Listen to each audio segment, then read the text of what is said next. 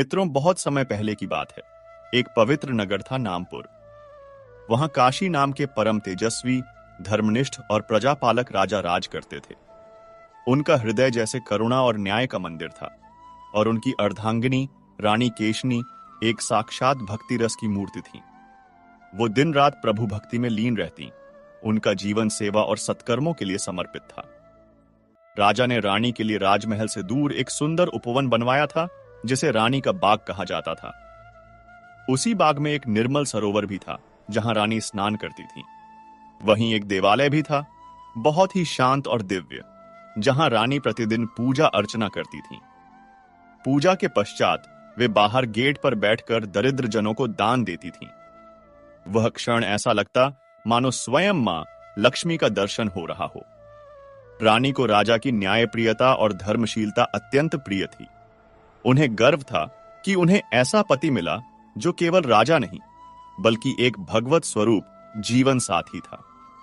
कहां सबके भाग्य में ऐसा सौभाग्य होता है। कोई पत्नी अपने पति को समझने वाला, अपने भावों को आत्मा से जानने वाला जीवन साथी पा ही कहां पाती है। राजा भी रानी से परम प्रेम करते थे। विवाह के 10 वर्षों में वे कभी रानी से अलग नहीं हुए। अगर रानी मायके जाती तो राजा साथ ही जाते, जैसे रानी के बिना उनका जीवन अधूरा हो। लेकिन उस दिव्य युगल के जीवन में एक कमी थी, एक परीक्षा थी प्रभु की। उन्हें संतान नहीं थी। राजा का हृदय इस बात से दिन रात व्याकुल रहता। कभी मन ही मन ईश्वर से प्रश्न करते, हे प्रभु, मैंने अपनी प्रजा की सेवा में क्या कमी रख दी? क्यों मेरे आंगन में एक भी बालक का कलरव नहीं गूंजा? वे सोचते, अगर विधाता कृपा करते तो इस महल में बालक बालिकाएं किलकारियां भरते, राजकुमारों की पंक्ति दौड़ती। लेकिन दुर्भाग्यवश वह आशीर्वाद उन्हें नहीं मिला। राजा दुखी थे, परंतु उस दुख को कभी रानी केशनी के सम्मुख प्रकट नहीं किया। पर रानी तो हृदय से जानती थीं कि उनके प्रिय पति क्या महसूस करते हैं। परंतु एक स्त्री, वह कैसे कह दे अपने पति से कि वह किसी और स्त्री को जीवन में लाए? स्त्री के लिए यह पीड़ा असहनीय होती है। वह अपने प्रिय को किसी निर्जीव वस्तु के साथ भी साझा नहीं कर सकती। किसी सौतन की कल्पना भी उसे भीतर तक भेद देती है।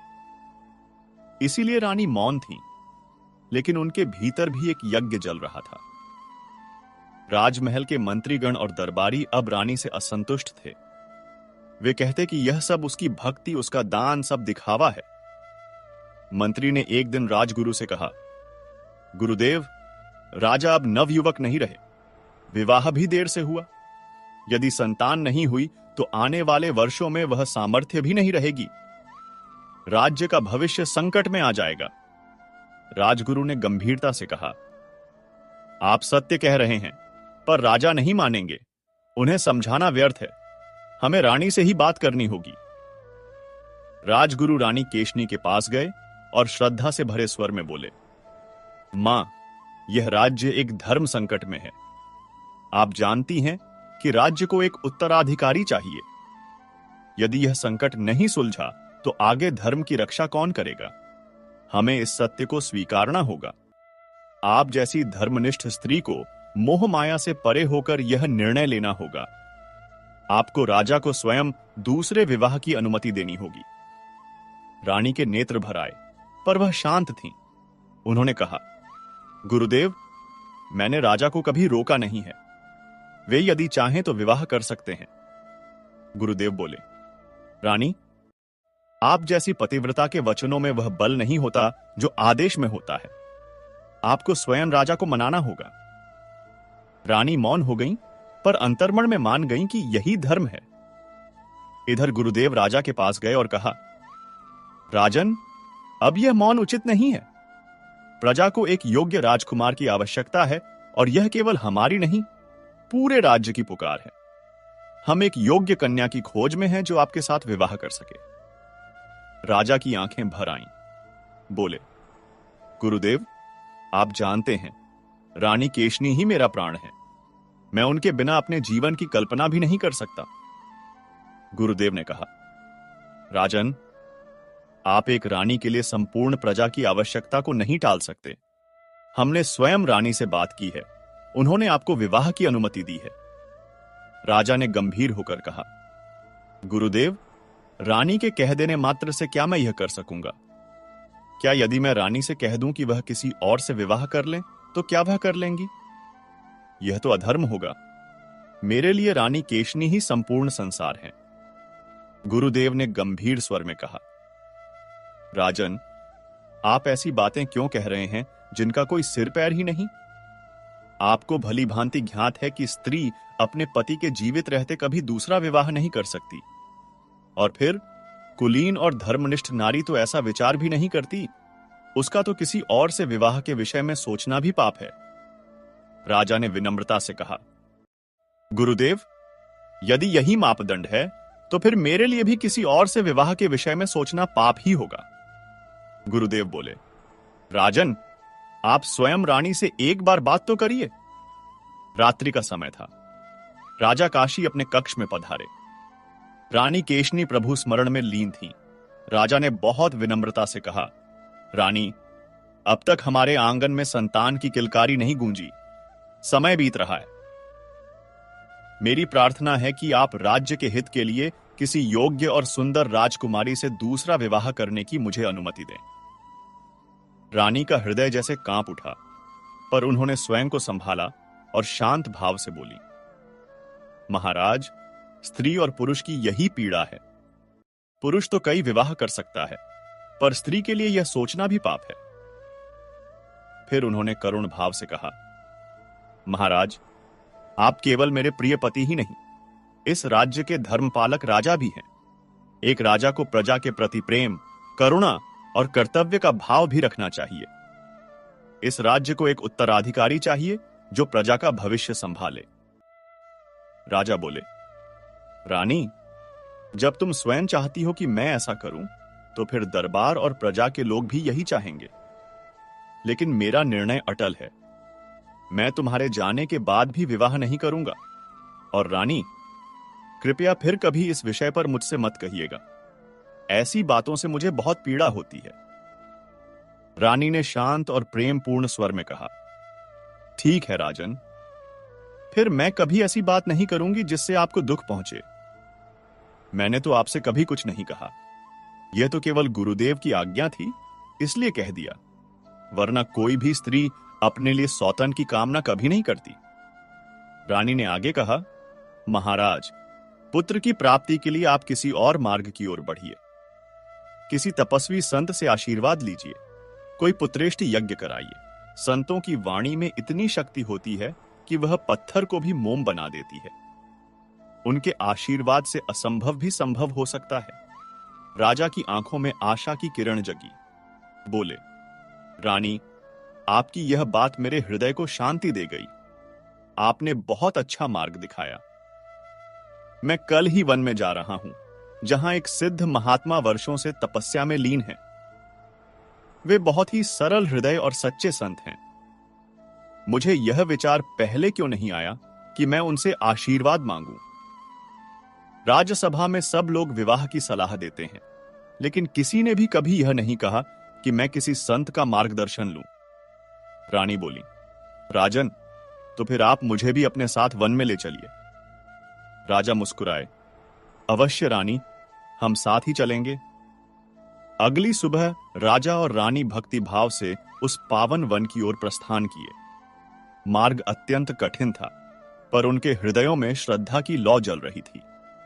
अंततः उन्हें वह तपस्वी महात्मा मिल गए। वे अब बहुत वृद्ध हो चुके थे, चलना फिरना भी कठिन था। लेकिन जैसे ही राजा पहुंचे, महात्मा के शिष्यों ने उन्हें उनके पास ले जाया। राजा ने विनम्रता से चरण स्पर्श किया और कहा, भगवन, मैं इस राज्य का राजा काशी हूं। 12 वर्षों से मेरा विवाह हुआ है, लेकिन मुझे कोई संतान नहीं हुई। मेरी प्रार्थना है कि आप मुझे आशीर्वाद दें। महात्मा पहले तो कुछ खिन्न हो गए। बोले, राजन, तुम इतने वर्षों तक कहां थे? अब तो मेरा यह शरीर भी साथ छोड़ने को है। जब आग फैल जाती है तभी लोग कुआं खोदते हैं। इतने वर्षों बाद अब क्या किया जाए? बहुत देर कर दी तुमने। यह सुनकर रानी केशनी की आंखें भर आईं। उन्होंने तुरंत संत के चरण पकड़ लिए। महात्मा रानी को अपने चरणों में झुकी हुई भक्ति देखकर द्रवित हो गए। उनका हृदय करुणा से भर गया। बोले, रानी, विधाता ने इस जन्म में राजा के भाग्य में संतान सुख का योग नहीं लिखा है, लेकिन तुम्हारे प्रेम, त्याग और भक्ति से मेरा मन पिघल गया है। इसलिए मैं विधि के विधान में थोड़ा फेरबदल कर रहा हूं। राजा को अगले जन्म में 3 पुत्र प्राप्त होने थे। उनमें से एक पुत्र का जन्म मैं इस जन्म में करवा देता हूं। महात्मा ने आगे कहा, रानी, तुम्हें एक सुंदर और तेजस्वी पुत्र की मां बनने का सौभाग्य प्राप्त होगा, परंतु विधि के नियमों में हस्तक्षेप करने का परिणाम कभी सरल नहीं होता। इसके लिए तुम्हें और राजा को एक कठोर व्रत का पालन करना होगा। जब तुम्हारा पुत्र 15 वर्ष का हो जाए, तब तुम दोनों को राजमहल का त्याग करके इसी कुटिया में संन्यास लेकर तपस्या करनी होगी। तभी उस बालक का भविष्य उज्जवल रहेगा। राजा ने शीश झुकाकर कहा, भगवन, हमें आपकी हर शर्त स्वीकार है। हम आपकी आज्ञा का पालन करेंगे। कृपा कर हमें आशीर्वाद दीजिए। महात्मा ने राजा और रानी दोनों को पुत्र रत्न प्राप्त होने का वरदान दे दिया। दोनों मन में आनंद लेकर महल लौट आए। समय के साथ जैसा महात्मा ने कहा था, सब कुछ वैसा ही घटा। राजमहल में उस दिन की शुभ बेला में राजकुमार की किलकारी गूंजी। राजा और रानी का जीवन जैसे दिव्यता से भर उठा। खुशियों के दिन ऐसे उड़ते गए जैसे कोई स्वप्न हो। कब 14 वर्ष बीत गए, किसी को पता ही नहीं चला। तभी एक दिन रानी की आंख खुली। वह चिंतित होकर बोली, महाराज, क्या आपको कुछ स्मरण नहीं? आपने महात्मा को कोई वचन भी तो दिया था। राजा ने मुस्कुराते हुए कहा, रानी, इसमें घबराने की क्या बात है? अभी तो बहुत समय है। रानी ने गहरी सांस लेकर कहा, महाराज, आपको समय की गति का कुछ ज्ञान नहीं है। अब हमारा पुत्र गोद में खेलने वाला बालक नहीं रहा। वह 14 वर्ष का हो चुका है। 1 वर्ष में ही हमें सब कुछ त्याग देना है और इस राजपाट की जिम्मेदारी उसी को सौंपनी है। लेकिन हमने अभी तक उसे कोई बड़ी जिम्मेदारी नहीं सौंपी है। रानी ने धीरे से कहा, मैं चाहती हूं कि आप अब तुरंत किसी सुंदर राजकुमारी से उसका विवाह करा दें। राजा को मानो झटका लगा। बोले, रानी, यह बात आपको मुझे 2-3 वर्ष पहले कहनी चाहिए थी। तब तक मैं उसका विवाह भी कर चुका होता और संभवतः सन्यासी बनने से पहले अपने पोते का मुख भी देख पाता। लेकिन अब वह भी संभव नहीं। रानी ने धीरे से राजा का हाथ पकड़ा और कहा, महाराज, जो हो गया उसे छोड़िए। अब तुरंत निर्णय लीजिए और विवाह करा दीजिए। राजा ने दूसरे ही दिन अपने पड़ोसी मित्र राजा जयदत्त के पास विवाह का प्रस्ताव भेजा। राजा जयदत्त राजा काशी के परम मित्र थे, इसलिए उन्होंने अपनी पुत्री राजकुमारी पूर्णिमा का विवाह राजकुमार बहादुर से करने के लिए सहर्ष स्वीकृति दे दी। सप्ताह भर के भीतर विवाह की सारी धार्मिक रीतियां पूरी कर दी गईं और राजकुमारी पूर्णिमा ब्याहकर नामपुर आ गई। राजकुमार बहादुर जहां सौम्य, सुंदर और बलवान था, वहीं पूर्णिमा भी पूर्णिमा के चांद की तरह उज्जवल और मधुर स्वभाव वाली थी। दोनों महल में साथ रहने लगे। 1 वर्ष बीतने ही वाला था कि एक दिन पूर्णिमा को यह शुभ समाचार मिला कि वह मां बनने वाली है। उसका मन आनंद से भर गया। दौड़ती हुई वह यह बात रानी को बताने पहुंची। रानी ने भी उसे गले से लगा लिया और हर्ष के आंसुओं के साथ आशीर्वाद दिया। पर अगले ही क्षण उनकी आंखें नम हो गईं। यह देखकर पूर्णिमा ने पूछा, मां, आप रो क्यों रही हैं? यह तो सबसे बड़ी खुशी की बात है, फिर इन अश्रुओं का क्या कारण? तब रानी ने पूर्णिमा को अपने जीवन की पूरी कथा कह सुनाई। विवाह से लेकर तपस्वी महात्मा से मिले आशीर्वाद तक, और उनके उस वचन को भी कि 15 वर्षों के बाद उन्हें राजमहल छोड़कर संन्यास लेना होगा। रानी बोली, मुझे सिर्फ इस बात का दुख रहेगा कि मैं अपने पोते को इस महल में खेलते हुए नहीं देख पाऊंगी, पर तुम दोनों समय मिलने पर जंगल में हमें मिलने जरूर आना। हमारे पोते को लेकर भी आना, ताकि मैं उसका दर्शन तो कर सकूं।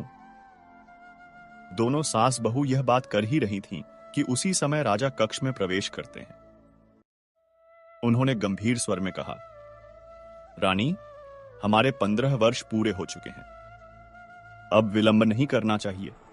आज ही हमें राजकुमार बहादुर को राजा घोषित करना होगा और कल सुबह हम दोनों इस राजमहल को त्याग कर इस जिम्मेदारी से मुक्त होकर अपने वचन अनुसार वन प्रस्थान करेंगे। रानी ने करुणा भरे स्वर में कहा, महाराज, इसमें चिंता जैसी कौन सी बात है? यदि हमें दरबार छोड़ना भी पड़े तो उससे क्या? हमारा राजकुमार और हमारी बहू हमसे मिलने आते रहेंगे। यही तो हमारे अपने हैं। तब राजा गंभीर भाव से बोले, नहीं रानी, ऐसा नहीं होगा। यह सन्यास का व्रत है जिसमें हमें आने वाले 12 वर्षों तक किसी अपने से मिलना वर्जित होगा। जब तक यह समय पूर्ण नहीं हो जाता तब तक ना तो हम अपने राजकुमार बहादुर से मिल सकेंगे और ना ही उसकी संतान से। और रानी, इन वर्षों में कौन जीवित रहेगा और कौन नहीं, इसका कोई अनुमान नहीं लगाया जा सकता। इसलिए अब मोह माया का पूरी तरह त्याग करके प्रभु की शरण में चलने की तैयारी करो। यही विधि का विधान है। इस प्रकार राजा काशी ने अपने प्रिय पुत्र बहादुर को सिंहासन पर आसीन कर दिया और रानी के साथ वन को प्रस्थान कर गए, जहां वे एक तपस्वी जीवन जीने लगे। राजकुमार बहादुर अब नामपुर का नवयुवक राजा बन गया। उसे राजपाट का अनुभव अब भी नहीं था, लेकिन उसके साथ थे पुराने मंत्री और पूजनीय राजगुरु, जिन्होंने उसे राजधर्म और न्याय का मार्ग सिखाना प्रारंभ कर दिया। एक दिन राजा बहादुर अपने दरबार में बैठा प्रजा की समस्याओं को सुन रहा था। तभी 2 ग्रामीण घबराए हुए कांपते स्वर में उसकी शरण में आए। वे दीनापुर गांव के निवासी थे, जो जंगल के निकट स्थित था। उन्होंने राजा के चरणों में गिरते हुए कहा, महाराज, हमारी रक्षा कीजिए। हम बहुत ही दुखी हैं। हमारे गांव के आसपास कोई अनजाना और खतरनाक जीव उत्पात मचा रहा है। वह हमारे पशुओं को मारकर खा जाता है और उनकी हड्डियां वहीं छोड़ देता है। उन्होंने भर्राए स्वर में कहा, महाराज, ऐसा तो हमने कभी नहीं देखा, ना सुना। हम तो पहले से ही गरीब हैं और हमारे पास बस 1-2 दुधारू पशु ही थे, पर अब वे भी नहीं रहे। अब तो हम भुखमरी के कगार पर पहुंच गए हैं। उन्होंने हाथ जोड़कर कहा, आप हमारे परम दयालु पूर्व राजा काशी के पुत्र हैं। आप अब हमारे नए राजा हैं।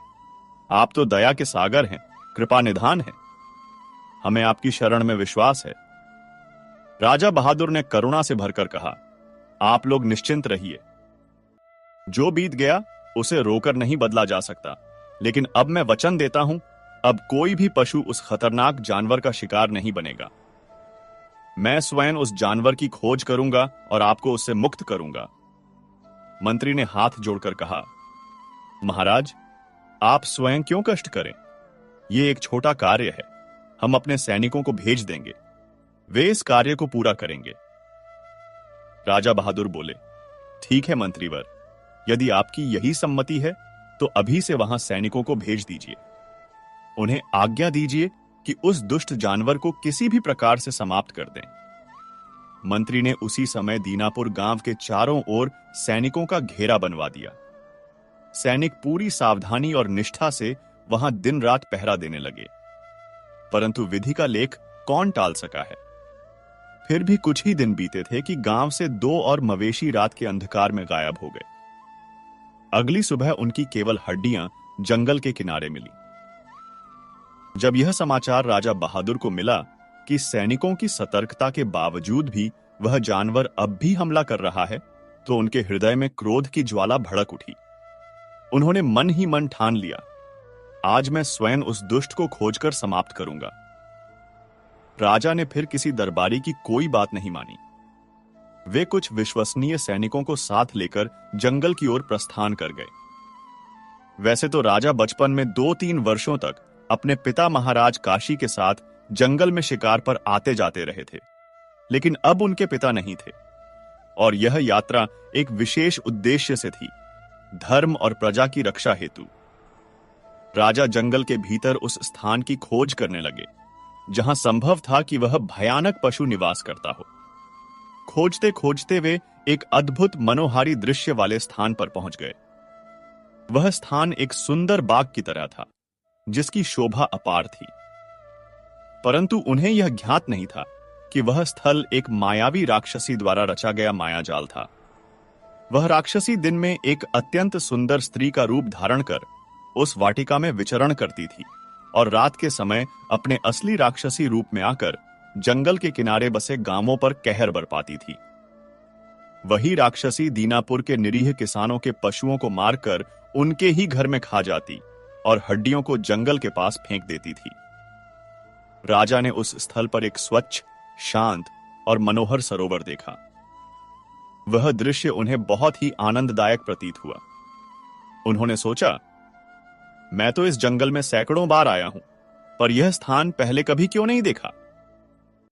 फिर स्वयं को उत्तर देते हुए बोले, यह वन बहुत विशाल है और मेरी आयु अभी अल्प है। इस पूरे जंगल को जानने समझने में अभी वर्षों लगेंगे। राजा ने अपने सैनिकों से कहा, तुम लोग आसपास के क्षेत्र में कोई खतरनाक जीव खोजो, तब तक मैं इस शांत स्थान पर कुछ देर विश्राम कर लेता हूं। सैनिक आज्ञा पाकर जंगल में खोज के लिए निकल पड़े और राजा एक पेड़ की छाया में विश्राम करने लगे। उसी समय उनकी दृष्टि एक अत्यंत सुंदर स्त्री पर पड़ी। वह रूप और यौवन में इतनी अद्वितीय थी कि रानी पूर्णिमा भी उसके सामने फीकी लग रही थी, जैसे वह उसकी एक दासी मात्र हो। राजा उस स्त्री को देखकर भीतर से आकर्षित हो गए। उधर राक्षसी, जो इस पूरे दृश्य को देख रही थी, राजा के समीप आते ही तुरंत अपना मायावी रूप धारण कर एक अनुपम स्त्री का रूप ले चुकी थी। राजा को देखकर उसके भीतर भी वासना जाग उठी। उसने सोचा, यदि मैं राजा से विवाह कर लूं तो फिर मुझे कभी भूखे जंगल में नहीं भटकना पड़ेगा। मैं आराम से राजा के नगर में रहकर पशुओं को मारती रहूंगी और राजा से भोग विलास भी प्राप्त करूंगी। मेरा जीवन पूरी तरह सुखमय हो जाएगा। इधर राजा भी मन ही मन विचार कर रहे थे, यह स्त्री तो अत्यंत मनमोहिनी है। यदि यह मेरी दूसरी रानी बन जाए तो कितना अच्छा होगा। हम राजा हैं, हमारे जैसे राजाओं के लिए 2 रानियां होना तो सामान्य बात है, और यह तो किसी भी रानी से श्रेष्ठ प्रतीत होती है। राजा यह सोच ही रहे थे कि वह स्त्री उनके समीप आ गई। राजा ने विनम्र स्वर में पूछा, हे देवी, आप कौन हैं? इस सुनसान वन में अकेली क्या कर रही हैं? देखने से प्रतीत होता है कि आप अविवाहित हैं। क्या यह सत्य है? उस स्त्री ने कोमल स्वर में उत्तर दिया, हे राजन, आपने मुझे बिल्कुल सही पहचाना। मैं एक महात्मा की पुत्री हूं। मेरे पिता कुछ वर्षों पूर्व हिमालय की ओर ध्यान में लीन होने चले गए और वहीं अपना शरीर त्याग दिया। तब से मैं अकेली इस आश्रम में रह रही हूं। राजा ने चिंतित होकर पूछा, हे देवी, आपको इस एकाकी वन में भय नहीं लगता? तब वह रूपवती स्त्री, जो वास्तव में राक्षसी थी, कोमल मुस्कान के साथ बोली, मुझे भय किस बात का होना चाहिए? इस पावन वन में तो न केवल मनुष्य बल्कि जंगली पशु पक्षियों में भी एक प्रकार की साधुता आ जाती है। यहां तो आत्मा भी शांत हो जाती है। फिर वही स्त्री, जो सब कुछ जानती थी, जानबूझकर अनजान बनकर बोली, परंतु राजन, आप कौन हैं और इस निर्जन स्थान पर किस उद्देश्य से आए हैं? राजा ने विनम्रता से उत्तर दिया, मैं नामपुर का नवयुवक राजा बहादुर हूं। मेरे पूज्य पिता, जिन्होंने वर्षों तक प्रजा की सेवा की, अब संन्यास लेकर वन में तप कर रहे हैं। अब यह राज्य का भार मेरे कंधों पर है। हाल ही में हमारे गांवों में कुछ हिंसक जानवर प्रजा के दुधारू पशुओं को मार रहे हैं। मैं उसी हिंसक पशु को खोजने और उसका अंत करने आया हूं, ताकि मेरी प्रजा सुरक्षित रह सके। यह सुनकर उस राक्षसी ने आहत होने का अभिनय करते हुए कहा, राजन, यह तो अनुचित बात है। आप किसी प्राणी की हिंसा का विचार करते हैं और फिर स्वयं को एक सन्यासी पिता का पुत्र कहते हैं। मेरे पिता भी एक संत पुरुष थे, इसलिए मैंने अपने जीवन में हर प्राणी से करुणा और प्रेम रखा है। मैं तो आपके पास इस आशा से आई थी कि आप एक अहिंसक और शांत स्वभाव वाले जीवन साथी बनेंगे, लेकिन आपने तो हिंसा की बात कर मेरे अंतर्मन को दुखी कर दिया है। राजा ने करुण भाव से कहा, हे देवी, मैं कोई शिकारी नहीं हूं। मुझे किसी प्राणी की हत्या का शौक नहीं है। मैं तो केवल प्रजा की रक्षा के लिए आया था।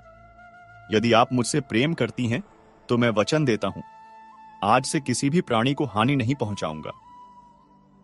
यह सुनकर वह राक्षसी स्त्री बोली, यदि आप सचमुच जीव हिंसा का त्याग करने की प्रतिज्ञा करें तो मैं उन प्राणियों की भलाई के लिए आपसे विवाह करने को भी तैयार हूं। मेरे लिए कोई इच्छा नहीं है, मैं केवल धर्म और करुणा को महत्व देती हूं। राजा ने हाथ जोड़कर कहा, हे देवी, यह तो मेरे लिए अत्यंत सौभाग्य की बात होगी। यदि आप मेरी जीवन संगिनी बने तो मैं इसे ईश्वर की कृपा मानूंगा। मैं वचन देता हूं कि आज से कभी किसी जीव को नहीं मारूंगा। राक्षसी बोली, तो अब समझिए, मैं इसी क्षण से आपकी पत्नी हुई। मुझे आपके साथ रहना स्वीकार है। मुझे ना तो महल का लोभ है, ना आभूषणों का, ना ही किसी वैभव का। मुझे केवल प्रेम चाहिए और आपका साथ। राजा उसकी मधुर वाणी, उसके कोमल वचनों में ऐसा मोहित हुआ कि उसी वन में उसने उसे विवाह कर लिया और कहा, हे देवी, राजा की पत्नी केवल जीवन संगिनी नहीं होती, वह प्रजा की माता होती है। अब से तुम मेरी रानी हो। इस प्रकार राक्षसी अब राजमहल की रानी बन गई। वह राजा के साथ महल में निवास करने लगी, परंतु एक कठिनाई उसके भीतर जल रही थी। वह राक्षसी बिना मांस और हिंसा के जीवित नहीं रह सकती थी। उसे प्रतिदिन कई बकरियां, हिरण या कभी-कभी एक बड़ा पशु जैसे भैंस चाहिए होता था। राजा तो अब दिन रात अपनी सुंदर नवविवाहिता के साथ रहना चाहता था। उसे पहली रानी की ओर जाने का समय ही नहीं मिलता था। वह जानता था कि बड़ी रानी पूर्णिमा गर्भवती है और फिलहाल उसे कोई आवश्यकता नहीं। इधर राक्षसी महल में अत्यंत असंतुष्ट रहने लगी। केवल फल फूल से उसका पेट नहीं भर रहा था, वह भीतर ही भीतर क्रोध में जल रही थी। अब वह सोचने लगी कि किस प्रकार राजा को अपने पास से हटाकर स्वयं जंगल में जाकर अपनी भूख मिटा सके। बहुत सोच विचार कर एक दिन वह राजा के पास जाकर अत्यंत सौम्यता से बोली, महाराज, मैं एक संत की कन्या हूं। मुझे किसी के साथ अन्याय सहन नहीं होता और आपको भी नहीं करना चाहिए। आप दिन रात मेरे पास ही रहते हैं, जबकि आपकी पहली रानी, जो मेरी बड़ी दीदी के समान है, उनका भी तो आप पर अधिकार है। मैं उनके साथ अन्याय होते नहीं देख सकती। इसलिए मेरा सुझाव है कि आप एक रात मेरे पास बिताएं और एक रात बड़ी दीदी के पास। राजा उसकी यह धर्मयुक्त बात सुनकर अत्यंत प्रसन्न हुआ। बोला, हे देवी, आप तो सचमुच धर्म प्रेमी और निष्पक्ष हृदय की रानी हो। आप धन्य हैं। राजा क्या जानता था कि यह सुंदर दिखने वाली स्त्री वास्तव में एक मायावी राक्षसी है, जो अब अपने कुत्सित इरादों के लिए राजा को अपने पास से दूर भेज रही थी। बड़ी रानी पूर्णिमा, जिसे प्रभु ने सौम्यता और धर्म के गुणों से विभूषित किया था, जब अपनी सौतन की उदारता देखती तो उसका हृदय भी आनंदित हो उठता। वह सोचती, ईश्वर ने मेरे जीवन में चाहे कोई कष्ट रखा हो, पर एक सौम्य और सहनशील स्त्री को साथ रखकर शायद मेरी परीक्षा को आसान कर दिया है। किंतु उधर जो स्त्री रूप में थी, परंतु वास्तव में एक मायावी राक्षसी थी, वह अब रात के अंधकार में नगर के पशुपालकों के पशुओं को चोरी छिपे मारकर खा जाती और फिर भोर होने से पहले अपने महल के कक्ष में जाकर शांत भाव से विश्राम करने लगती। वह यह कार्य विशेष रूप से उसी दिन करती जिस दिन राजा बड़ी रानी पूर्णिमा के पास रात्रि विश्राम हेतु रहते। राक्षसी जानती थी कि उस दिन उस पर किसी का ध्यान नहीं होगा। धीरे धीरे गांवों के ग्वाले, चरवाहे और पशुपालक राजा के दरबार में आने लगे। सब हाथ जोड़कर दुहाई देने लगे, महाराज, कृपा कीजिए, कोई अदृश्य शक्ति, कोई राक्षसी हमारे पशुओं को खा रही है। हमारा जीवन संकट में है। राजा बहादुर यह सुनकर चकित रह गया। सोचा, मेरे राज्य में राक्षसी, यह कैसे संभव है? यह तो धर्मभूमि है। राजा ने तत्काल सेनापति को आदेश दिया, नगर में और पशुशालाओं के पास कड़ा पहरा लगाओ, कोई कोताही ना हो। उस दुष्ट शक्ति को पकड़ना आवश्यक है। सेनापति ने पूरी निष्ठा से पहरा खड़ा कर दिया, लेकिन फिर भी हर 1 या 2 दिन के अंतर पर नगर या गांव से कोई ना कोई पशु गायब हो जाता और उसकी हड्डियां दूर किसी कोने में मिलती। राजा अब भीतर से बहुत परेशान रहने लगा। उसी समय बड़ी रानी पूर्णिमा ने, जो अब माता बनने के अंतिम चरण में थी, राजा से स्नेह से कहा, राजन, अब हमारे पुत्र के जन्म में केवल 2 महीने रह गए हैं। मैं चाहती हूं कि इन दिनों में आप अधिक समय मेरे समीप बिताएं। राजा ने विनम्रता से कहा, रानी, जैसा आप चाहें, मैं यथासंभव आपके साथ ही रहूंगा। राजा अब अधिकतर समय बड़ी रानी पूर्णिमा के पास बिताने लगे। यह बात राक्षसी के लिए भले कुछ समय तक ठीक रही, लेकिन वह अंततः एक स्त्री का ही रूप धारण किए थी। उसमें भी ईर्ष्या, अहम और वासना का भाव उठने लगा। अब वह बड़ी रानी पूर्णिमा से जलने लगी। सोचा, अब तो राजा सप्ताह में कुछ ही घंटे मेरे पास आता है, यह कैसे सहा जाए। ईर्ष्या के वश में आकर उसने एक रात्रि में राक्षसी रूप धारण कर लिया और महल में बंधे राजा के प्रिय घोड़े को ही मार डाला। घोड़े की रखवाली पर तैनात सैनिकों ने यह दृश्य देखा। एक विकराल राक्षसी घोड़े को मार रही थी। उन्होंने तुरंत उसका पीछा किया। राक्षसी तुरंत भागकर बड़ी रानी पूर्णिमा के शयन कक्ष में जा घुसी और भीतर जाकर फिर से स्त्री का रूप धारण कर लिया। बाहर आकर वह स्वयं ही चिल्लाने लगी, राक्षसी, राक्षसी बड़ी दीदी के कक्ष में छिप गई है। मैंने अपनी आंखों से देखा है। उस समय बड़ी रानी पूर्णिमा अपने कक्ष में विश्राम कर रही थी। यह सुनते ही हड़बड़ाकर उठ बैठी, क्या मेरे कक्ष में राक्षसी? राजा भी समाचार पाकर तत्काल वहां पहुंचे। बड़ी रानी पूर्णिमा के कक्ष की तलाशी ली गई, लेकिन वहां तो केवल बड़ी रानी पूर्णिमा ही थी, शांत, श्रद्धा से भरी हुई। राजा ने छोटी रानी से पूछा, जब तुमने राक्षसी को देखा तो वह गई कहां? छोटी रानी, जो वास्तव में राक्षसी थी, अब झूठ की सीमा पार कर चुकी थी। उसने क्रोध में कहा, महाराज, क्या आप इतने सरल और भोले हैं कि आपको अब भी कुछ समझ नहीं आ रहा? वह राक्षसी कोई और नहीं, बल्कि यही बड़ी रानी पूर्णिमा है। राजा स्तब्ध रह गए। यह तुम क्या कह रही हो? छोटी रानी फिर बोली, मैं नहीं कह रही राजन, यह तो आपके सैनिक कह रहे हैं। उन्होंने ही उस राक्षसी का पीछा किया है। सैनिकों ने राजा के समक्ष हाथ जोड़कर कहा, महाराज, हम यह नहीं कह सकते कि राक्षसी कौन है, लेकिन हमने अपनी आंखों से देखा कि वह किसी रूप में बड़ी रानी पूर्णिमा के कक्ष में प्रविष्ट हुई थी। राजा, जो पहले ही भ्रम में था, अब उस भ्रम को सत्य मान बैठा। उसका विवेक जैसे मोह और भ्रम की धुंध में खो गया। वह छोटी रानी की ओर देखकर बोला, तुम कितनी बुद्धिमान हो। मैं इतने दिनों से सोच में था और राक्षसी तो मेरे ही महल में मेरी बड़ी रानी पूर्णिमा के रूप में बैठी थी। अब देर नहीं करनी चाहिए। मैं अभी उसका वध कर देता हूं। बड़ी रानी पूर्णिमा, जिसका हृदय एक मां का था और आत्मा एक तपस्विनी की, रो रो कर दुहाई देने लगी, महाराज, मैं राक्षसी कैसे हो सकती हूं? मैं आपकी धर्मपत्नी हूं, आपकी संतान को अपनी कोख में पाल रही हूं। लेकिन राजा का हृदय उस समय जैसे पत्थर बन गया था। उसने कठोर स्वर में कहा, अब तुम मेरी कुछ नहीं लगती। मेरी रानी अब केवल छोटी रानी है। वही अब मेरे जीवन की स्वामिनी है। वही जो कहेगी वही होगा। यदि तुम्हें प्राणों की भीख मांगनी है तो उससे मांगो, शायद वह दया कर दे। मैं अब तुम्हारे लिए कुछ नहीं कर सकता।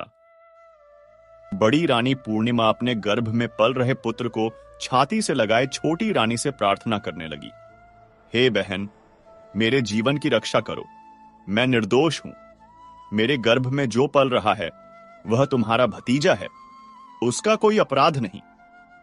छोटी रानी, जो वास्तव में राक्षसी थी, अब अपने छल के चरम पर थी। उसने कठोर स्वर में कहा, अब तू दीदी कहलाने के योग्य नहीं रही। तू राक्षसी है और मैं एक संत की कन्या हूं। मैं किसी जीव की हत्या नहीं चाहती, इसलिए मैं तुझे प्राणदान देती हूं। लेकिन तेरी सजा भी कम नहीं करूंगी। तेरी दोनों आंखें फोड़ दी जाएंगी। जब तक तेरी आंखें रहेंगी तू हिंसा करती रहेगी। छोटी रानी ने झल्लाद को आदेश दिया, इस दुष्टा को जंगल में ले जाकर इसकी दोनों आंखें फोड़ दो और उसे बाघ के पास गुफा में छोड़ दो। वहीं इसकी नियति लिखी जाएगी। बड़ी रानी पूर्णिमा अब भी अपने निर्दोष होने की दुहाई देती रही, लेकिन राजा, जो उसका पति था, जिसे वह भगवान समझकर पूजती थी, उसी ने उसकी ओर से अपनी आंखें फेर लीं, जैसे उसे कभी जानता ही ना था, जैसे उसका कोई नाता ही ना रहा हो। कहते हैं, जब मनुष्य माया में फंस जाता है तो उसका विवेक भी साथ छोड़ देता है। वह सत्य असत्य का निर्णय नहीं कर पाता, अपने पराई की पहचान खो बैठता है। राजा भी उसी मोह में बंधा देखता ही रह गया और राक्षसी बनी छोटी रानी ने अपना आदेश जारी कर दिया। उसे अब बड़ी रानी पूर्णिमा के जीवन से कोई सरोकार नहीं था। राजा को यह भी ध्यान ना रहा कि बड़ी रानी पूर्णिमा गर्भवती है, कि वह मां बनने वाली है और उसी की संतान उसकी कोख में पल रही है। जल्लाद रानी को ले जाने लगा। रानी, जिसे सब कुछ खो देने का भय सता रहा था, जल्लाद से प्रार्थना करने लगी, भैया, मेरी रक्षा करो। मैं राक्षसी नहीं हूं, मैं तो केवल एक स्त्री हूं, एक मां हूं, इस षड्यंत्र की शिकार हूं। जल्लाद ने करुणा से कहा, महारानी, मुझे भली भांति ज्ञात है, आप राक्षसी नहीं बल्कि सच्ची रानी हैं और यह सब एक षड्यंत्र है। मेरी सच्ची महारानी आप ही हैं। मैं आपको वहां ले चलता हूं जहां आप सुरक्षित रहें और अपने पुत्र को जन्म दे सकें। उसने आगे कहा, मुझे पूरा विश्वास है कि छोटी रानी ही कोई मायावी है या स्वयं राक्षसी, लेकिन यह बात मैं एक साधारण सेवक खुले दरबार में नहीं कह सकता। मैं बस यही कर सकता हूं कि समय आने तक आपकी रक्षा करूं। फिर वह बड़ी रानी पूर्णिमा को जंगल के भीतर अपने एक विश्वासी मित्र के पास ले गया, एक किसान जो अपनी पत्नी के साथ एक कुटिया में शांति से जीवन बिता रहा था। उस किसान का उस घने जंगल में निवास करना कोई सामान्य बात नहीं थी। उसका एक विशेष कारण था। उसकी पत्नी जड़ी बूटियों की अच्छी जानकार थी। वह दिन रात वन की गहराइयों में जाकर दुर्लभ औषधियां खोज लाती और अपने पति को दे देती। किसान उन औषधियों को नगर की औषधि मंडी में जाकर बेच आता। कम परिश्रम में ही उसे अत्यधिक मूल्य मिल जाता। एक बार औषधियां बेच देता तो 3-4 महीने तक बिना किसी चिंता के जीवन यापन करता, या कभी कभी मांग आने पर फिर औषधियां पहुंचा देता। उसी किसान के पास जल्लाद रानी को लेकर पहुंचा।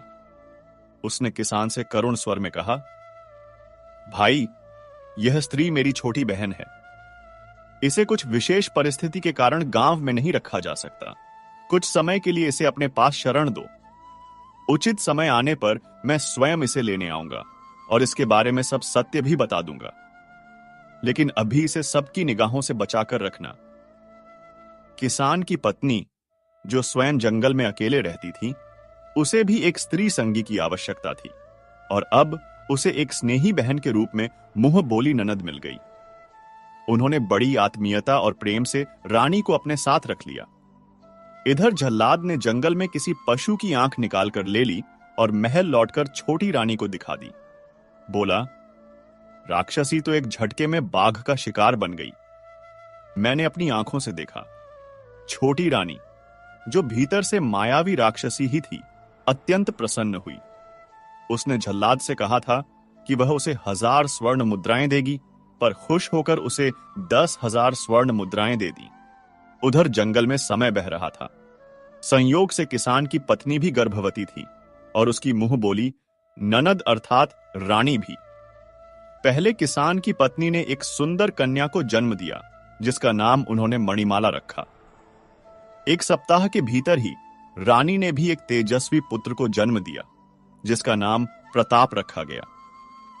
दोनों बालक बालिका माया और तप के उस आश्रय में वृक्षों के बीच झरनों की लौरी और पक्षियों के गीत सुनते हुए बड़े होने लगे।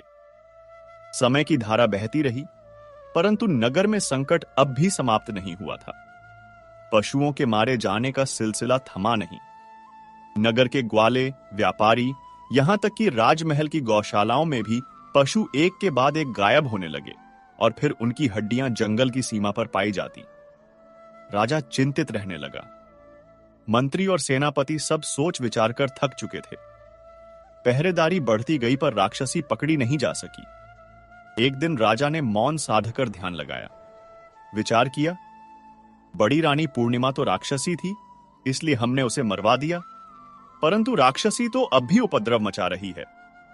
अगर वह मारी गई होती तो यह सब कैसे हो रहा? राजा का अंतर्मन विचलित हो उठा। उसने धीरे से भारी स्वर में अपनी छोटी रानी से कहा, हमें ऐसा लग रहा है कि हमने बड़ी रानी पूर्णिमा के साथ बड़ा अन्याय किया। वह निर्दोष थी, हमने बिना जांचे उसे मरवा दिया, जबकि असली राक्षसी तो शायद कोई और ही थी जो अब तक प्रजा पर विपत्ति बरपा रही है। हम लाख कोशिशें कर लें, उसे पकड़ नहीं पा रहे। छोटी रानी बोली, महाराज, आप बात को ठीक से समझ नहीं पा रहे हैं। राक्षसी और बड़ी रानी पूर्णिमा का जरूर कोई ना कोई रिश्ता रहा होगा, तभी तो वह राक्षसी बड़ी रानी पूर्णिमा के कमरे में गई थी और बड़ी रानी पूर्णिमा ने किसी तरह उसे छिपा लिया। अब जब बड़ी रानी पूर्णिमा को हमने खत्म कर दिया है तो वह राक्षसी और भी ज्यादा गुस्से में है, तभी तो पहले से ज्यादा तेजी से हमला कर रही है। लेकिन अब राजा को छोटी रानी की बात समझ में नहीं आ रही थी। वो उसके साथ कई सालों से रहकर थक चुका था। 10 साल हो गए मगर कोई संतान नहीं हुई। राजा अब छोटी रानी से भी दुखी रहने लगा था, क्योंकि उससे भी कोई औलाद नहीं हो सकी थी। राजा को जहां संतान ना होने का दुख था, वहीं प्रजा में भी बातें फैलने लगी थीं कि राजा निकम्मा है। सबको यह भी पता चल गया था कि बड़ी रानी पूर्णिमा को महल से निकाल दिया गया और मरवा भी दिया गया। सबको यह भी मालूम था कि बड़ी रानी पूर्णिमा उस समय गर्भ से थीं, इसलिए अब प्रजा राजा बहादुर को अपनी ही औलाद का हत्यारा मानने लगी थी। राज्य में जितने भी पशु थे, उनमें से आधे से ज्यादा अब नहीं बचे थे। राक्षसी के हमले रुक नहीं रहे थे, चाहे राजा कितनी भी कोशिश कर लें। राजा पर अब फिर से दरबार के लोगों का दबाव बढ़ने लगा था। राजगुरु तो शुरू से ही बड़ी रानी पूर्णिमा को निकाले जाने को एक गहरी चाल मानते थे। उन्हें पूरा भरोसा था कि छोटी रानी कोई मायावी है, क्योंकि कई बार सैनिकों ने राक्षसी को रनिवास के पास जाते देखा था। बहुत से लोगों को पक्का यकीन हो गया था कि राक्षसी कोई और नहीं बल्कि छोटी रानी ही है, लेकिन किसी में इतनी हिम्मत नहीं थी कि यह बात राजा से कह सके, क्योंकि राजा अब पूरी तरह से छोटी रानी के मुंह में फंस चुका था। समय बीतता गया। उधर जंगल में राजकुमार प्रताप अब 16 साल का हो चुका था। किसान की बेटी मणिमाला अब सुंदर जवान युवती बन गई थी। प्रताप उसके रूप पर मोहित हो गया था और मणिमाला भी मन ही मन प्रताप को अपना पति मान चुकी थी। दोनों हर दिन जंगल में एक साथ घूमते, खेलते, बातें करते और धीरे धीरे दोनों का प्यार बढ़ता गया। एक दिन महल में पुराने तहखाने की सफाई चल रही थी। वहां एक बहुत पुरानी तलवार मिली। पता नहीं वह तलवार कब से वहां रखी थी। जो भी कर्मचारी उसे छूता, उसे जोर का झटका लगता और तलवार से चिंगारी निकलती। राजा यह देखकर हैरान हो गया कि हमारे ही महल में ऐसी तलवार रखी है और मुझे ही पता नहीं। राजा ने तुरंत अपने कुलगुरु को बुलवाया और पूछा, गुरुदेव, यह तलवार कैसी है? क्या यह कोई साधारण तलवार है? कुलगुरु बोले, राजन, यह तलवार एक बहुत बड़े संत ने तुम्हारे पूर्वजों को दी थी। यह कोई आम तलवार नहीं, यह एक दिव्य तलवार है।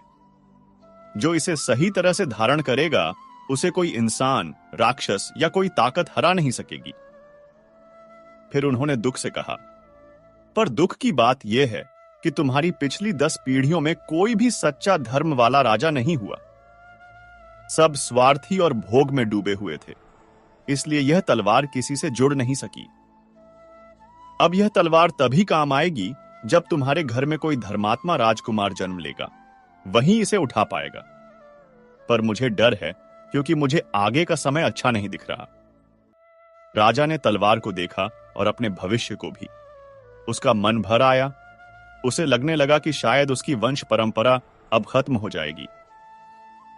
राजगुरु ने धीरे से कहा, राजन, अब ऐसा लगता है कि तुम्हारे बाद इस राज्य पर तुम्हारे वंश का अधिकार खत्म हो जाएगा। अब इस तलवार को राज दरबार के सामने प्रदर्शनी में रखवा देना चाहिए, ताकि हमारी प्रजा जान सके कि इस भूमि पर कभी ऐसे धर्मी राजा भी हुए जिनके पास ऐसी दिव्य वस्तुएं थीं। राजा ने उस दिव्य तलवार को एक मजबूत लकड़ी के सहारे उठवाया और राजमहल के सामने राज दरबार के आगे उसे प्रदर्शनी में रखवा दिया। अब वहां राज्य के लोग आकर उस दिव्य तलवार को देख सकते थे। उधर जंगल में झल्लाद को यह समझ में आ गया कि अब समय आ गया है जब राजकुमार को राज दरबार में लाकर सामने लाया जाए। वह सीधा किसान मित्र के पास गया जहां रानी रह रही थी। उसने रानी से मिलकर कहा, महारानी, अब राजकुमार को महल जरूर भेजना होगा। यह समय बहुत महत्वपूर्ण है। उसे अपने अस्तित्व को साबित करने का अवसर अब मिलना चाहिए। रानी चिंतित स्वर में बोली, परंतु प्रताप को खतरा हो सकता है। तब जल्लाद ने कहा, महारानी, राजाओं और राजकुमारों का जीवन ही ऐसे खतरों से भरा होता है। अब आप चिंता ना करें, हम सावधानी बरतेंगे। राजकुमार को अपनी असली पहचान छुपाकर महल जाना होगा। उसे एक साधारण युवक बनकर राजा से कोई काम मांगना है ताकि कोई उसे पहचान ना सके। जल्लाद रानी का सच्चा सेवक था। जंगल में रहते हुए वह कई बार चुपचाप रानी की सेवा करता रहा। कभी अन्न, कभी वस्त्र और कभी आवश्यक समाचार पहुंचाता रहा। इसलिए रानी को उस पर पूरा भरोसा था। राज दरबार में क्या चल रहा था, यह सब झल्लाद ही रानी को बताता था। अब रानी ने राजकुमार प्रताप को अनुमति दे दी, पर साथ ही एक सख्त चेतावनी भी दी। बेटा, किसी भी कीमत पर अपनी असली पहचान किसी को मत बताना। राजकुमार ने माता के चरणों में प्रणाम किया और महल की ओर रवाना हो गया। महल के पास पहुंचकर उसने देखा कि वहां एक बड़ी प्रदर्शनी लगी हुई है। बहुत सारे लोग एक दिव्य तलवार को देखने आए थे। राजकुमार ने एक व्यक्ति से पूछा, भाई साहब, यह कैसी प्रदर्शनी है? उस व्यक्ति ने उत्तर दिया, बेटा, यह तलवार हमारे पूर्वज धर्मात्मा राजाओं की निशानी है। कहते हैं इसे सिर्फ राजा के वंश में जन्मा कोई सच्चा धर्मी ही छू सकता है।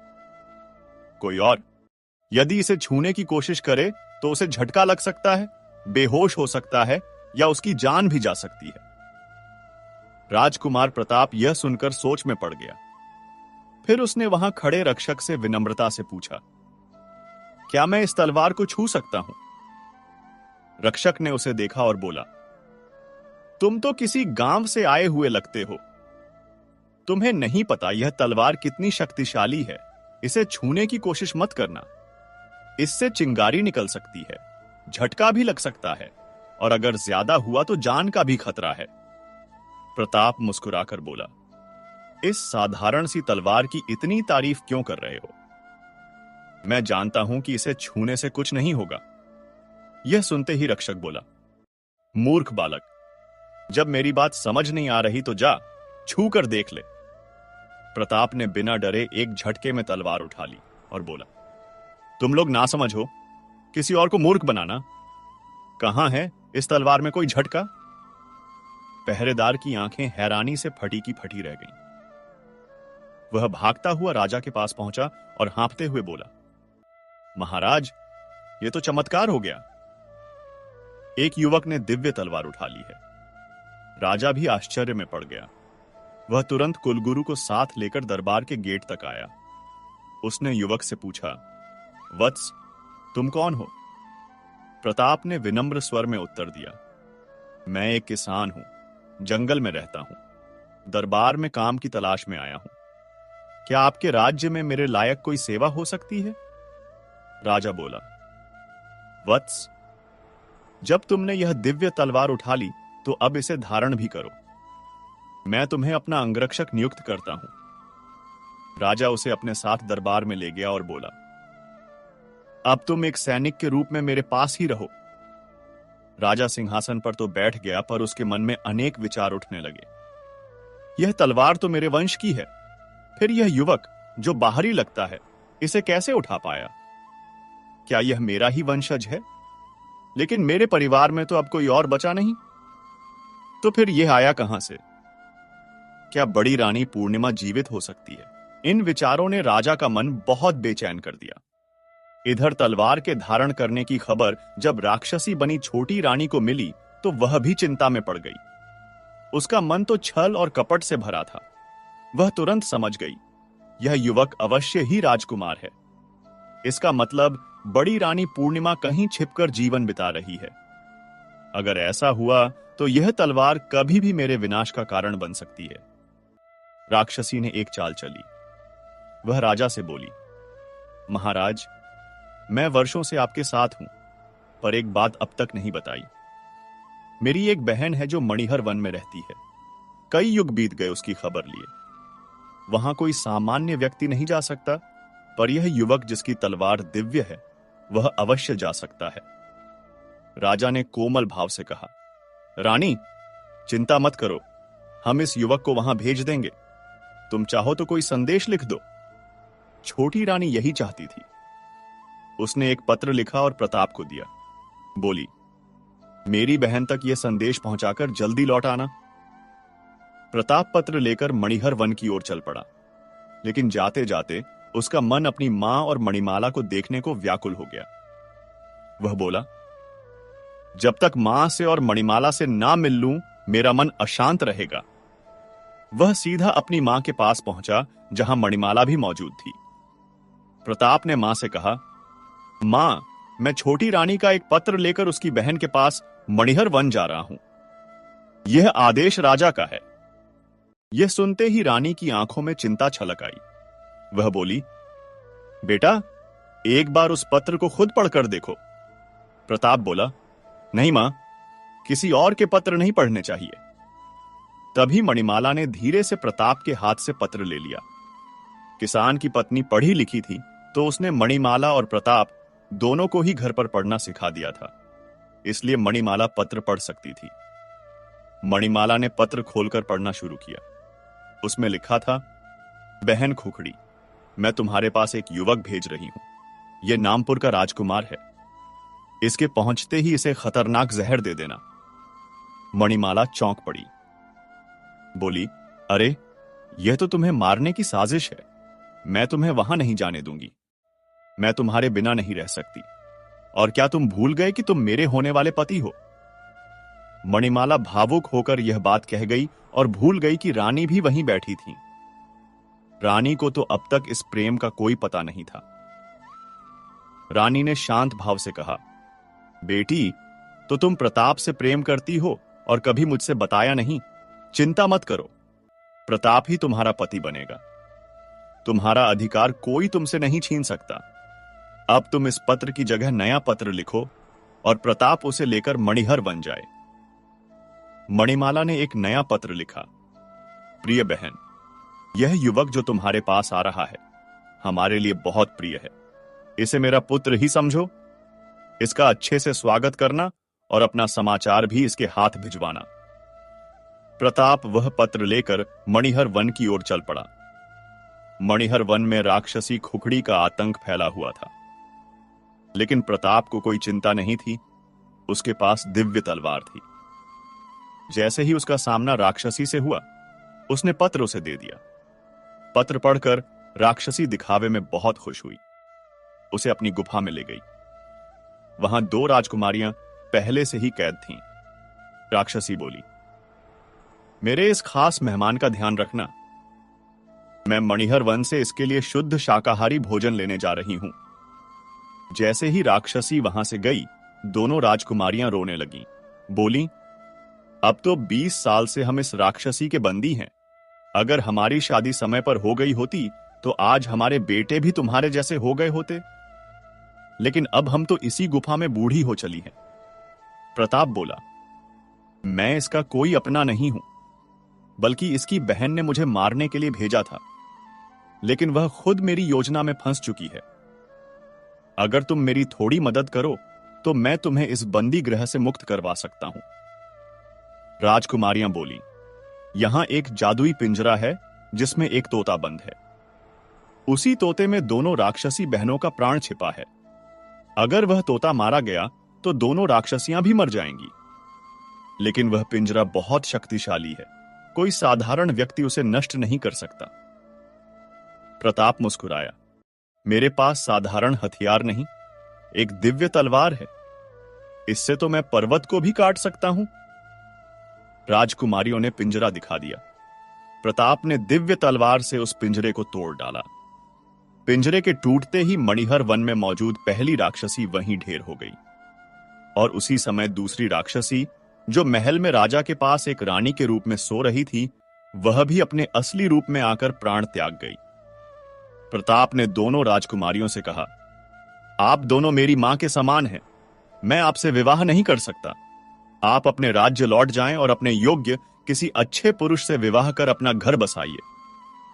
इसके बाद प्रताप महल लौट आया। राजा ने जैसे ही उसे देखा कहा, बेटा, मुझे क्षमा कर दो। एक राक्षसी के कहने पर मैंने तुम्हारी मां को महल से निकाल दिया। अच्छा हुआ कि मेरे जल्लाद ने वफादारी निभाई और तुम्हारी मां को कोई हानि नहीं पहुंचाई। लेकिन वह आज तक मुझे नहीं बता रहा कि मेरी रानी कहां है। शायद तुम जानते हो। प्रताप ने उत्तर दिया, हां महाराज, मेरी मां जीवित और सुरक्षित हैं। फिर प्रताप ने सारी सच्चाई बता दी। कैसे राक्षसी ने उसे मारने की योजना बनाई और कैसे मणिमाला ने उसे बचा लिया। राजा ने तुरंत अपनी रानी और होने वाली बहू मणिमाला को महल में बुलवाया। पूरे राज्य में धूमधाम से प्रताप का विवाह कराया गया और उसे राज्य की गद्दी सौंप दी गई। राजा बहादुर अब अपनी गलती के लिए बहुत शर्मिंदा था। उसने अपनी मां रानी पूर्णिमा से क्षमा मांगी। रानी पूर्णिमा ने उसे गले लगाकर कहा, बेटा, जो बीत गया उसे भूल जाओ। तुमने अपनी भूल सुधार ली, यही सबसे बड़ी बात है। अब राज्य में हर ओर शांति और समृद्धि थी। प्रजा अपने नए धर्मात्मा राजा प्रताप और रानी मणिमाला से बहुत प्रसन्न थी। उधर घने वन में तपस्या में लीन राजा काशी और रानी केशनी के 12 वर्ष भी पूरे होने को आए। उन्होंने अपनी कठोर तपस्या से न केवल अपना वचन पूरा किया, बल्कि अपने मन को भी निर्मल और दिव्य बना लिया था। उनके चेहरे पर अब कोई चिंता नहीं, बल्कि एक अलौकिक तेज था। एक सुबह जब वे ध्यान में बैठे थे, तो उनके कानों में घोड़ों की टाप सुनाई दी। उन्होंने आंखें खोलीं तो देखा कि उनका पुत्र राजा बहादुर और उनका पोता राजा प्रताप अपनी रानियों और सैनिकों के साथ उनके सामने खड़े थे।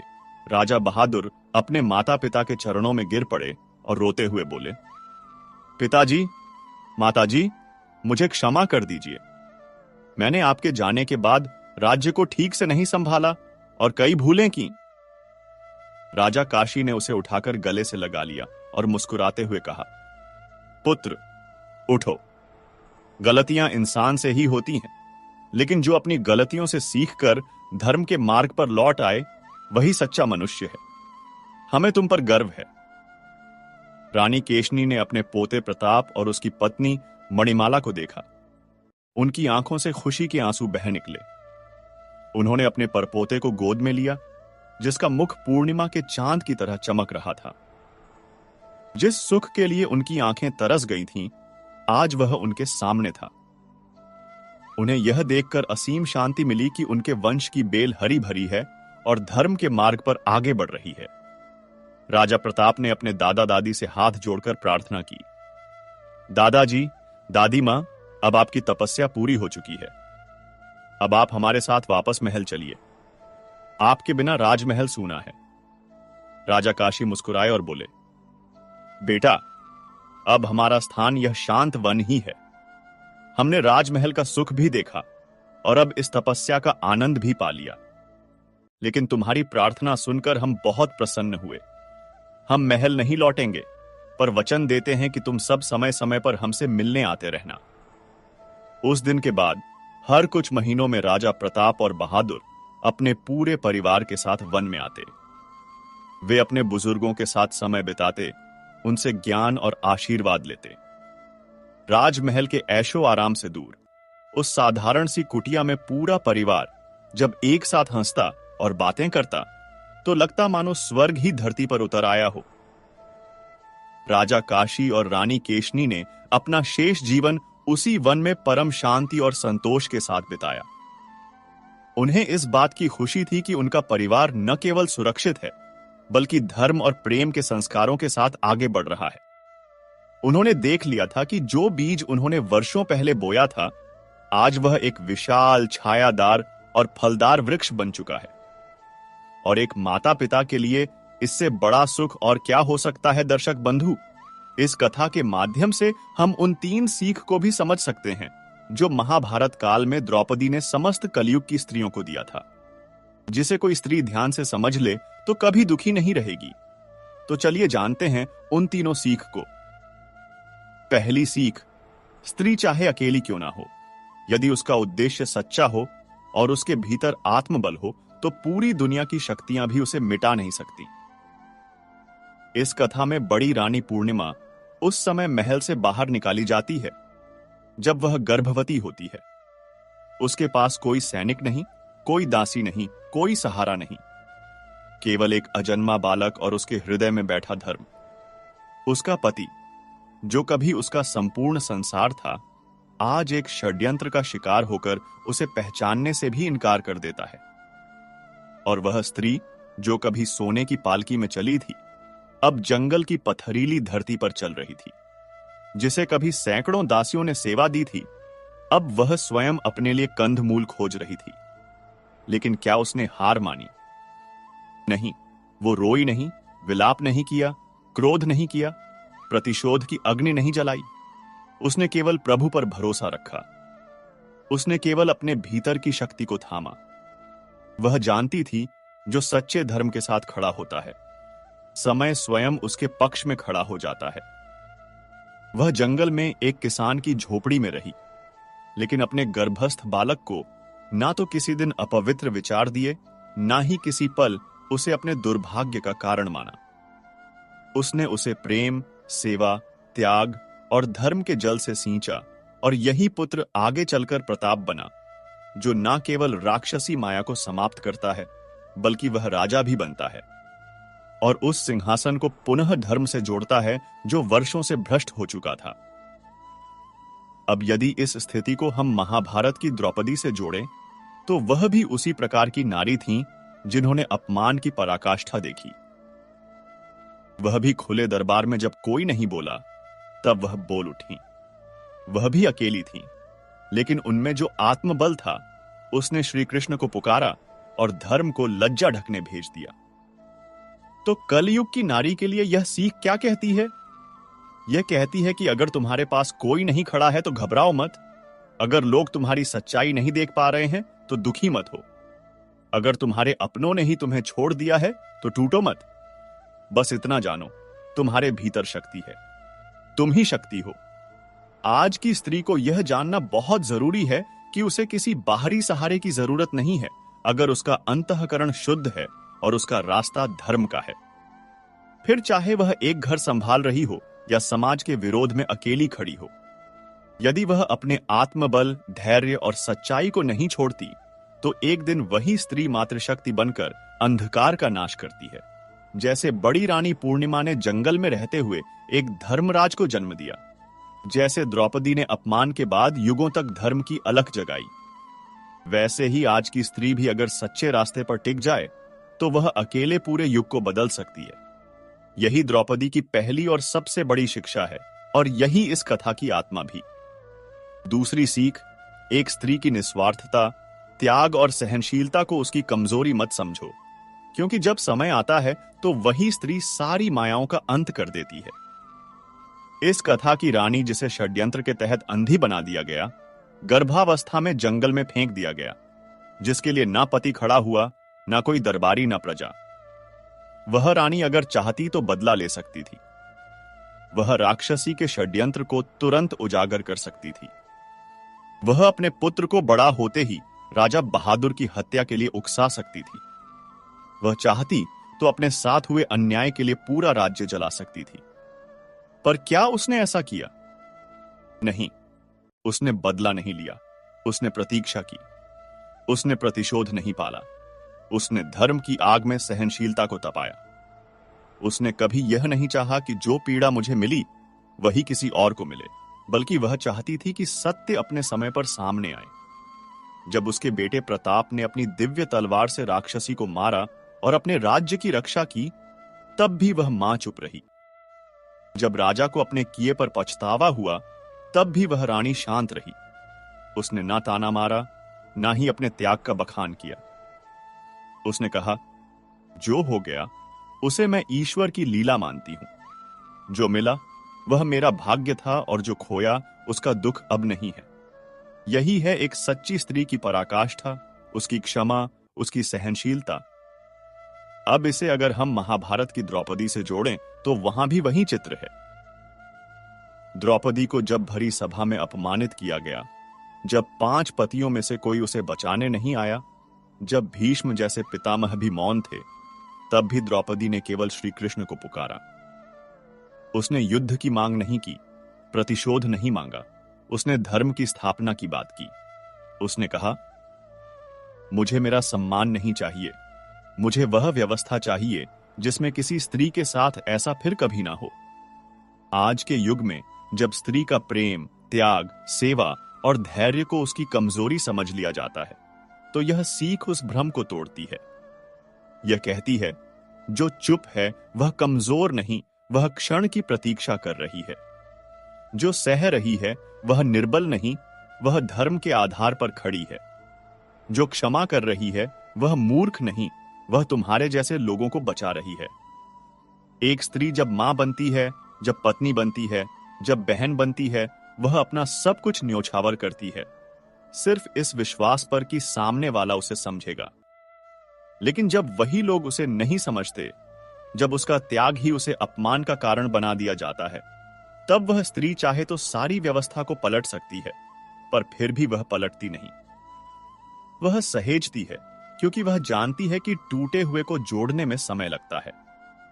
जैसे द्रौपदी ने अपनी पीड़ा को भुलाकर धर्म की स्थापना को प्राथमिकता दी, जैसे इस कहानी की बड़ी रानी पूर्णिमा ने अपनी आंखें गंवाकर भी एक धर्मराज को जन्म दिया, वैसे ही कलयुग की स्त्री को भी यह सीख समझनी है कि तुम्हारा मौन भी एक युद्ध है और तुम्हारी क्षमा भी एक विजय है। इसलिए अपने भीतर की शक्ति को जानो, अपने धैर्य को पहचानो, अपने त्याग को सम्मान दो, क्योंकि जब तुम्हारा समय आएगा तो दुनिया तुम्हारे पदचिन्हों पर धर्म की राह चलेगी। यही है महाभारत की द्रौपदी की दूसरी शिक्षा और यही है बड़ी रानी पूर्णिमा की अग्नि परीक्षा की सच्चाई। तीसरी सीख, हर स्त्री को अपनी औलाद के भीतर सत्य, साहस और धर्म की लौ जलानी चाहिए, क्योंकि वही संतान एक दिन अन्याय का अंत करेगी, भले ही पूरी दुनिया उससे अनजान क्यों ना हो। इस कथा की रानी, जिसे झूठे आरोपों में अंधा कर जंगल में फेंक दिया गया, जिसने आंखों की रोशनी गंवाई, सम्मान गंवाया, राजमहल गंवाया और पति का प्रेम भी खो बैठी, वह अगर चाहती तो अपने पुत्र प्रताप को राज दरबार के हर गुनाह का हिसाब सिखाती। उसे सिखाती कि राजा उसका शत्रु है, रानी राक्षसी है और यह राज्य तेरे दुश्मनों का है। पर उसने क्या किया? उसने अपने पुत्र को क्रोध नहीं, करुणा दी। उसने उसे द्रोह नहीं, धर्म सिखाया। उसने उसे प्रतिशोध नहीं, संयम का अर्थ बताया। राजकुमार प्रताप को मां ने यही सिखाया था, बेटा, तेरा जन्म किसी को मारने के लिए नहीं, बल्कि एक बिखरे हुए राज्य को फिर से जोड़ने के लिए हुआ है। तुझे किसी को नीचा नहीं दिखाना, बल्कि सच को ऊपर उठाना है। तेरा तेज तलवार की धार में नहीं, बल्कि अपने न्याय और सेवा में है। और वही पुत्र जो जंगल में एक किसान की झोपड़ी में पला, जिसके पास ना कोई मुकुट था, ना कोई सेनापति, ना कोई हथियार, जब उसकी परीक्षा आई तो उसने दिखाया कि सच्चा राजकुमार वह नहीं जो सोने के महल में जन्म लेता है, बल्कि वह है जिसकी आत्मा सोने जैसी होती है। जब प्रताप ने दिव्य तलवार को छुआ तो पूरी प्रजा जान गई कि यह कोई सामान्य युवक नहीं है। जब उसने राक्षसी का अंत किया तो राजा स्वयं रो पड़ा और बोला, मैंने तेरी मां को नहीं पहचाना, पर तूने मुझे पहचान लिया। अब इसे महाभारत की द्रौपदी से जोड़ें तो एक अद्भुत समानता दिखती है। द्रौपदी ने भी अपने 5 पुत्रों को बदले की भावना से नहीं, बल्कि धर्म और मर्यादा से बड़ा किया। उसने उन्हें युद्ध का अर्थ सिर्फ विजय नहीं, न्याय बताया। उसने कभी नहीं चाहा कि उसके पुत्र अश्वत्थामा को उसी तरह मारें जैसे उसके पुत्र मारे गए थे, बल्कि वह जानती थी कि जो सच्चा क्षत्रिय होता है वह प्रतिशोध में नहीं, न्याय में विश्वास करता है। आज कलयुग की हर मां को यह सीख जरूरी है कि वह अपने बच्चों में गुस्सा नहीं, गुण डाले, प्रतिशोध नहीं, परोपकार डाले, वैर नहीं, विवेक डाले। क्योंकि एक मां के संस्कार से ही तय होता है कि वह बेटा एक दिन राजा बनेगा या राक्षस। प्रताप की मां अंधी थी, लेकिन उसके विचारों की रोशनी से एक पूरे राज्य को नया सूरज मिला। द्रौपदी अपमानित थी, लेकिन उसकी सच्चाई ने एक पूरे युग का अंत कर नया युग शुरू किया।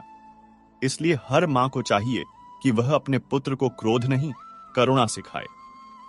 हर मां को चाहिए कि वह अपनी बेटी को डर नहीं, धर्म सिखाए। हर मां को चाहिए कि वह खुद पीड़ा में रहकर भी अपनी संतान को प्रेम सिखाए। क्योंकि जब एक मां धर्म से सींचती है तो उसकी संतान इतिहास बदल देती है। यही है तीसरी महान सीख जो महाभारत की द्रौपदी ने भी दी थी और इस कथा की अंधी रानी ने भी जीकर दिखाई। भाइयों और बहनों, जीवन की गति बड़ी विचित्र होती है। जवानी में जो लगता है आज की जीत, वही बुढ़ापे में बन जाता है कल का शोक। इंसान जब जवान होता है तब उसे लगता है कि वह अमर है, अजेय है और शायद उसे किसी को जवाब देने की जरूरत नहीं। मगर समय उत्तर मांगता है और जवानी के कुछ गलत निर्णय बुढ़ापे में उस आत्मा को अंदर ही अंदर गला देते हैं। अब हम बात करेंगे उन 3 कामों की जो यदि कोई व्यक्ति अपनी जवानी में करता है तो उसका बुढ़ापा केवल शरीर से नहीं, आत्मा से भी खोखला हो जाता है। पहला कर्म, माता पिता का अनादर। जो व्यक्ति अपनी जवानी में अपने माता पिता की अवहेलना करता है, उन्हें बोझ समझता है, उनके प्रेम और तप को तुच्छ मानता है, वह व्यक्ति अपने जीवन का सबसे बड़ा पाप अर्जित करता है।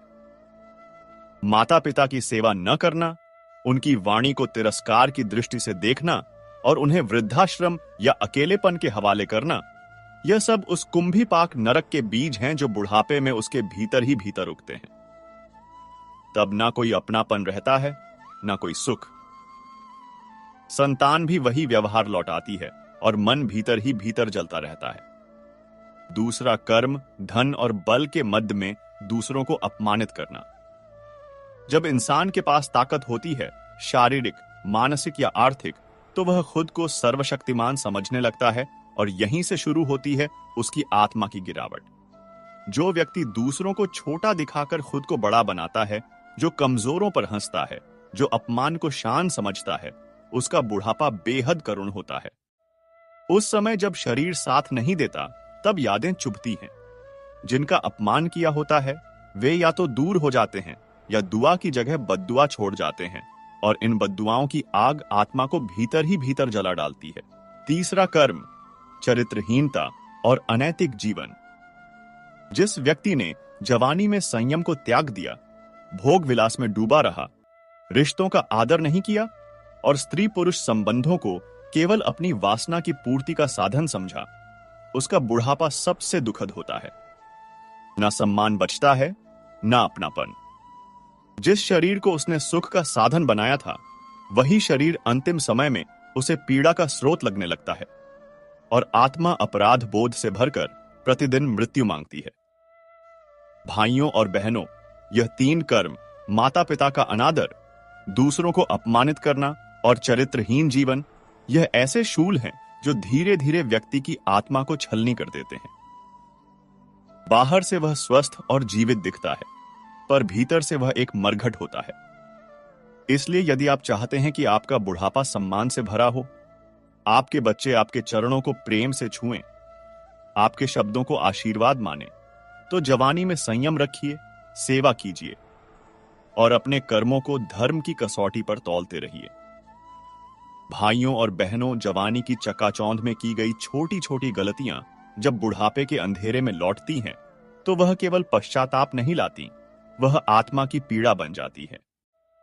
जिस समय हमारे पास सोचने का समय नहीं होता, उसी समय के निर्णय एक दिन हमारे जीवन का आधार बन जाते हैं। अगर आपने माता पिता का तिरस्कार किया है, किसी निर्बल को अपमानित किया है या चरित्रहीन जीवन को सफलता का मार्ग समझा है, तो अभी भी समय है, चेत जाइए। क्योंकि बुढ़ापे की पीड़ा केवल रोग नहीं होती, वह आत्मा का वह रोना होता है जिसे कोई सुन नहीं पाता। और यदि आपने इन बातों को आज समझ लिया है, तो कृपया इस ज्ञान को यहीं ना रोकें। इसे अपने बच्चों, मित्रों और प्रियजनों तक अवश्य पहुंचाएं, क्योंकि यह केवल ज्ञान नहीं है, यह भविष्य की सुरक्षा है, आत्मा की शांति है और बुढ़ापे का संबल है। हम आशा करते हैं आपको यह कहानी बेहद पसंद आई होगी और आप इस कहानी से बहुत ही प्रेरणा लेंगे। तो मिलते हैं आपसे अगली वीडियो में। तब तक के लिए अपना ख्याल रखिए और खुश रहिए। मित्रों, बड़ी रानी का जीवन हमें सिखाता है कि अगर कोई स्त्री या व्यक्ति धर्म और सच्चाई के रास्ते पर चलता है तो दुनिया की कोई भी ताकत उसे हरा नहीं सकती, भले ही वह कुछ समय के लिए अकेला और असहाय पड़ जाए। जब रानी पर झूठा आरोप लगाकर उन्हें महल से निकाल दिया गया और पति ने भी साथ छोड़ दिया, तब वह पूरी तरह अकेली थी। उस समय उनके पास न कोई सेना थी, न धन और न ही कोई सहारा। लेकिन उनके पास दो चीजें थीं, अपने धर्म पर अटूट विश्वास और भीतर का आत्मबल। उन्होंने अपने साथ हुए अन्याय के लिए किसी को कोसा नहीं और न ही अपने मन में बदले की भावना पाली। जंगल में रहते हुए भी उन्होंने अपने बेटे प्रताप को घृणा नहीं बल्कि करुणा और धर्म का पाठ पढ़ाया। उनका यही आत्मबल और धर्म का मार्ग अंत में उनकी जीत का कारण बना। समय ने खुद उनके पक्ष में न्याय किया और उन्हें उनका खोया हुआ सम्मान वापस दिलाया। यह सीख हमें बताती है कि बाहरी सहारे जैसे धन, पद, लोग अस्थायी होते हैं, लेकिन भीतरी शक्ति और सच्चाई ही हमारा स्थायी संबल है। आज के समय में लोग अक्सर सहन करने वाले या माफ कर देने वाले इंसान को कमजोर समझ लेते हैं। यह कहानी इस भ्रम को तोड़ती है। बड़ी रानी के पास अपने पति और सौतन से बदला लेने के कई कारण थे। वह अपने बेटे को राजा के खिलाफ भड़का सकती थीं, लेकिन उन्होंने ऐसा नहीं किया। उन्होंने प्रतिशोध की आग में जलने के बजाय धर्म के स्थापित होने का इंतजार किया। जब अंत में राजा को अपनी गलती का एहसास हुआ और उन्होंने क्षमा मांगी, तो रानी ने बिना कोई ताना मारे या अपने त्याग का बखान किए उन्हें माफ कर दिया। यह उनकी कमजोरी नहीं, बल्कि उनके चरित्र की महानता थी। उनके क्षमा करने से एक बिखरा हुआ परिवार फिर से जुड़ गया और राज्य में शांति स्थापित हुई। अगर वह बदला लेती तो विनाश का एक नया अध्याय शुरू हो जाता। यह हमें सिखाता है कि क्षमा करने वाला बदला लेने वाले से हमेशा बड़ा और शक्तिशाली होता है। यह हर माता पिता के लिए एक बहुत बड़ी सीख है। एक मां या पिता अपनी संतान को जैसे संस्कार देते हैं, उसी से समाज का भविष्य तय होता है। रानी ने घोर कष्ट में रहते हुए भी अपने बेटे प्रताप को एक सच्चा, साहसी और धर्मात्मा इंसान बनाया। उन्होंने उसे यह नहीं सिखाया कि तुम्हारा पिता तुम्हारा दुश्मन है, बल्कि यह सिखाया कि तुम्हारा कर्तव्य अन्याय को समाप्त करना है। प्रताप के पास कोई राजसी परवरिश नहीं थी। वह एक किसान की झोपड़ी में पला बड़ा, लेकिन उसकी मां द्वारा दिए गए संस्कारों की वजह से ही वह दिव्य तलवार को उठा सका और एक नायक बना। यह बताता है कि असली राजकुमार जन्म से नहीं, कर्म और संस्कारों से बनता है। एक मां चाहे तो अपनी संतान को राक्षस बना सकती है और चाहे तो राजा। प्रताप की मां अंधी थी, पर उनके विचारों की रोशनी ने पूरे राज्य को एक नया भविष्य दिया। राजा अपनी छोटी रानी की बाहरी सुंदरता और मीठी बातों के मोह में इस कदर अंधा हो गया कि उसने सही और गलत को पहचानने की अपनी क्षमता, विवेक खो दी।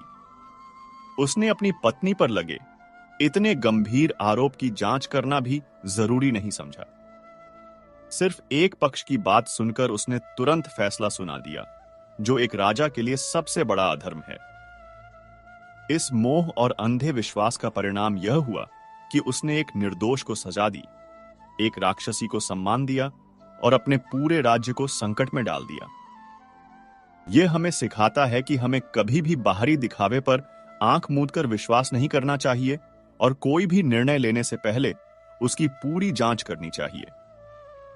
कुल मिलाकर यह कथा कर्म के सिद्धांत पर आधारित है। यह हमें सिखाती है कि हम जवानी में जो कर्म करते हैं, चाहे वह माता पिता का सम्मान हो, दूसरों के प्रति हमारा व्यवहार हो या हमारा अपना चरित्र हो, वही हमारे बुढ़ापे का और हमारे भविष्य का निर्माण करते हैं। धर्म, धैर्य, आत्मबल और विवेक के मार्ग पर चलकर ही व्यक्ति जीवन में सच्चा सम्मान और शांति प्राप्त कर सकता है। दोस्तों, इस वीडियो में बस इतना ही। मैं आशा करता हूं कि आपको इस वीडियो से बहुत कुछ जानने को मिला होगा। वीडियो को लाइक और शेयर करके कमेंट में जय श्री राधे कृष्ण लिखना ना भूलें। और ऐसे ही ज्ञानवर्धक और प्रेरणादायी वीडियो पाने के लिए हमारे YouTube चैनल को सब्सक्राइब करके घंटी जरूर बजा दें। भगवान श्री कृष्ण आपको हमेशा प्रसन्न रखें। अपना ख्याल रखिएगा। जय श्री राधे कृष्णा।